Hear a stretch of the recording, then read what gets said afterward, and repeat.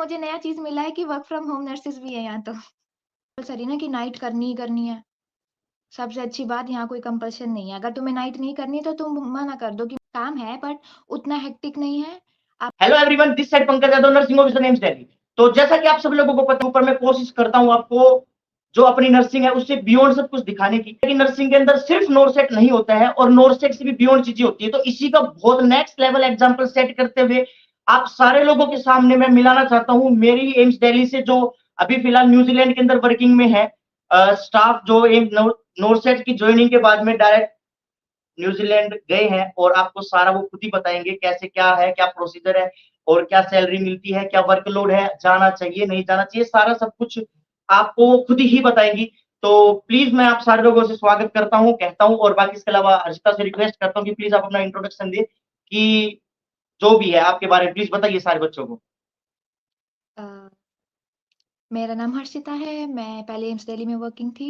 मैंने 3 इयर्स वहाँ पे 3 इयर्स भी पूरा नहीं किया बट किया around 2 years 6 months around. Then फिर मैं न्यूज़ीलैंड मूव हो गई।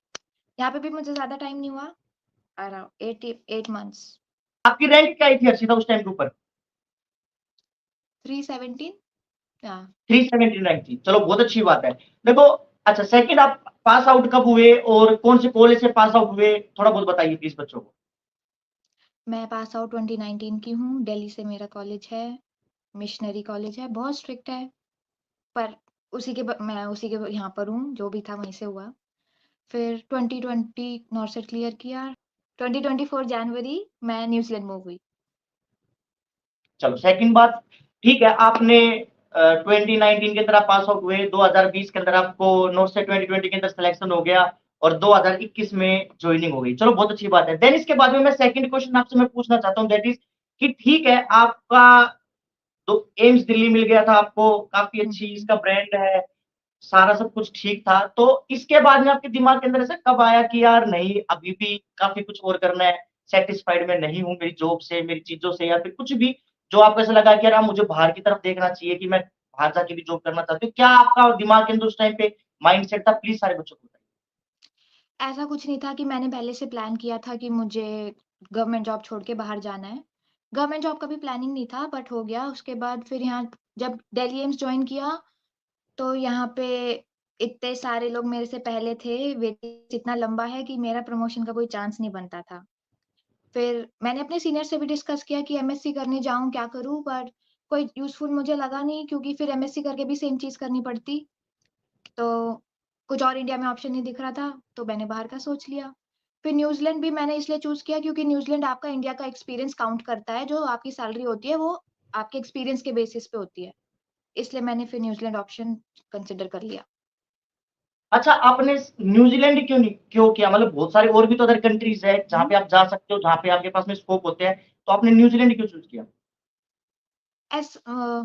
चूज़ तो मैंने ऑस्ट्रेलिया किया था बट ऑस्ट्रेलिया का प्रोसेस बहुत लंबा है और फिर वहाँ पे एग्ज़ाम वग़ैरह भी ज़्यादा होता है। अब तो न्यूज़ीलैंड का भी प्रोसेस चेंज हो गया है, तो यहाँ पे भी एग्ज़ाम है। लेकिन जब मैंने ट्राई किया था, तो आपको कोई एग्ज़ाम इतना ऐसा सच कोई बड़ा एग्ज़ाम नहीं देना था, इंग्लिश का एग्ज़ाम देना था और फिर नॉर्मल आपका यहाँ पे हो रहा था। और टाइमिंग बिल्कुल सही बैठ रही थी, जहाँ पे मेरा न्यूज़ीलैंड के लिए 2 साल का एक्सपीरियंस मस्ट था।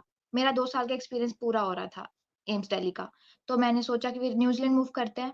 बाकी कंट्रीज़ का भी कुछ प्लस माइनस है, हर कंट्री का प्लस माइनस होता है, लेकिन ये कंट्री मेरे सिचुएशन के अकॉर्डिंग सही बैठ रही थी। ओके, बस। अच्छा ठीक है, देन फिर उसके बाद में जैसे मतलब ठीक है आपका भाई हो गया था, फिर इसके बाद में जो आपको मतलब क्या क्या, जैसे आप मान के चला मैं खुद ज्वाइन करना चाहता हूँ, अगर मैं न्यूजीलैंड आना चाहता हूँ, तो मुझे क्या क्वालिफिकेशन या फिर कितना एक्सपीरियंस या फिर कौन से टेस्ट है जो आने देने के बाद में मुझे अब फिलहाल की जो हुँ। लेटेस्ट जो आपका प्रोसीजर है, प्रोटोकॉल है वहां पे लाने आज पहुंचने का, तो वो प्लीज बताइए सारे बच्चों को। तो न्यूज़ीलैंड का प्रोसेस अभी ही चेंज हुआ है, पहले अलग था, जिससे मैं आई हूँ वो अलग पाथवे था, अभी अलग है। उसमें आपको क्या करना है, सबसे पहले आपके पास आपका एक्सपीरियंस होना चाहिए, 1800 आवर्स का आपका एक्सपीरियंस होना चाहिए। इंडिया में तो हमारा आवर्स में काउंट नहीं होता, तो 1 ईयर एक्सपीरियंस आप मान लो कि आपका होना चाहिए। और फिर ये बीएससी वालों को ही रजिस्ट्रेशन देंगे रजिस्टर्ड नर्स का।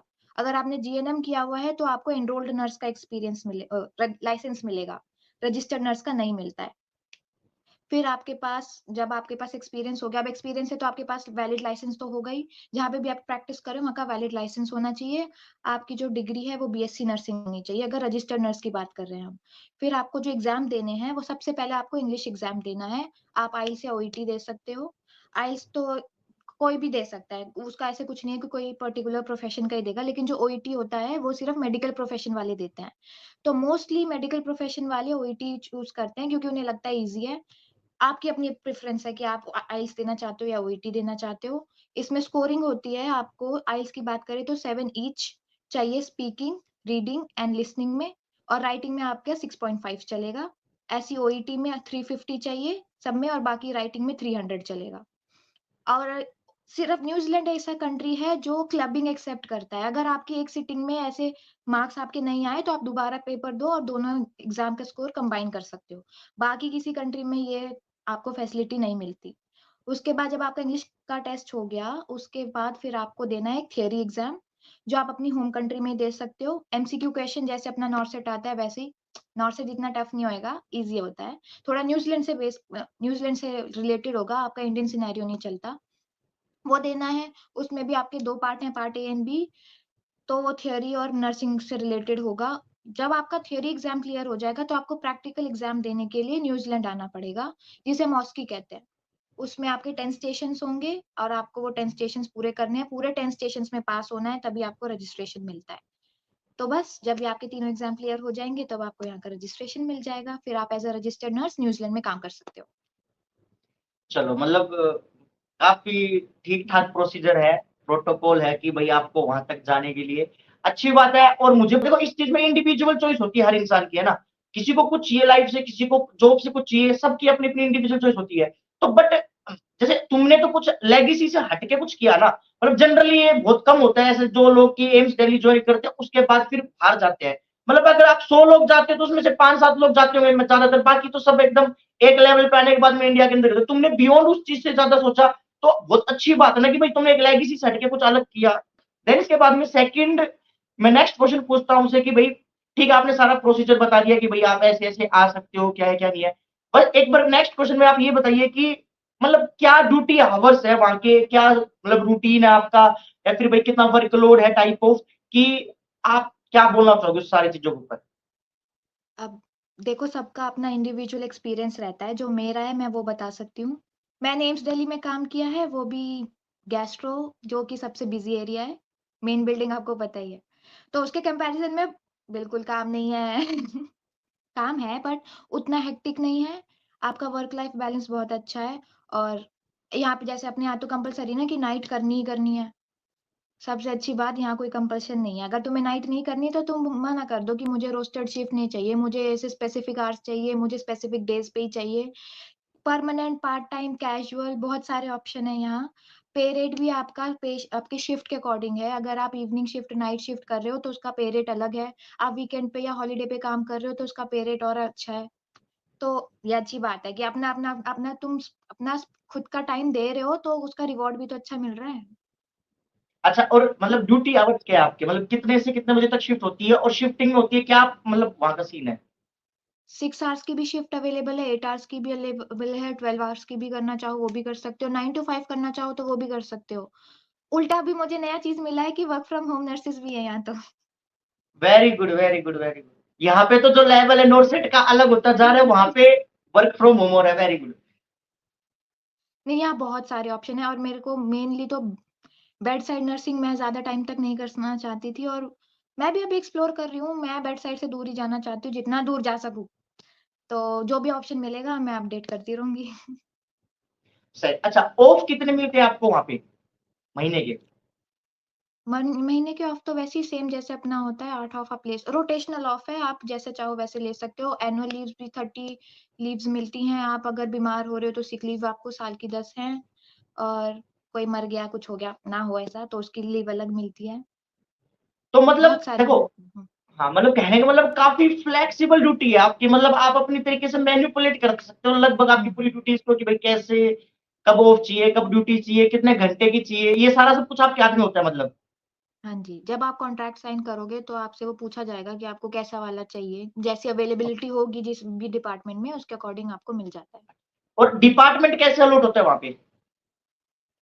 यहाँ पे वैकेंसी जो निकलती है वो स्पेशलिटी के अकॉर्डिंग निकलती है। जैसे मेरा गैस्ट्रो का है तो गैस्ट्रो वाला अलग से उनका जो वैकेंसी आएगा उसमें मेंशन्ड होगा कि एंडोस्कोपी की है, रीनल वाली है तो रीनल नर्स चाहिए, एज केयर है तो एज केयर का अलग से पूरा सिस्टम है।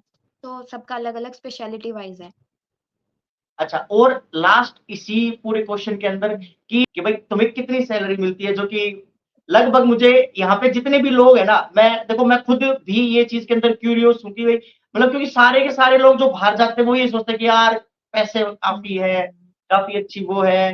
तो मतलब टाइप ऑफ देखो कहीं ना कहीं उनके दिमाग के अंदर ये चीज होती है, इवन मेरे दिमाग में भी है, टू बी वेरी ऑनेस्ट।